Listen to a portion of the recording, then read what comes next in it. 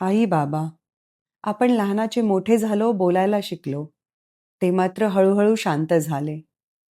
आपण आपलं जग शोधत राहिलो, ते मात्र आपली वाट पाहत राहिले.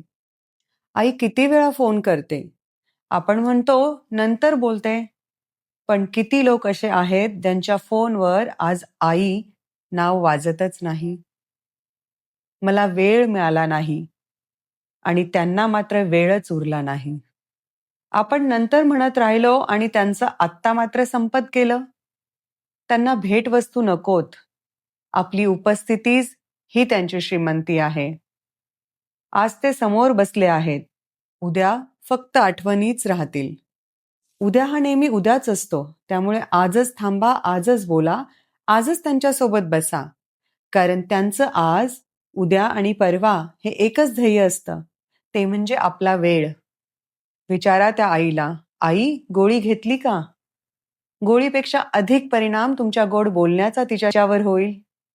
विचारा त्या बाबांना, काही आणू का तुमच्यासाठी? लहानपणी सगळंच तुमच्यासाठी आणणाऱ्या त्या बाबांना किती आनंद होईल.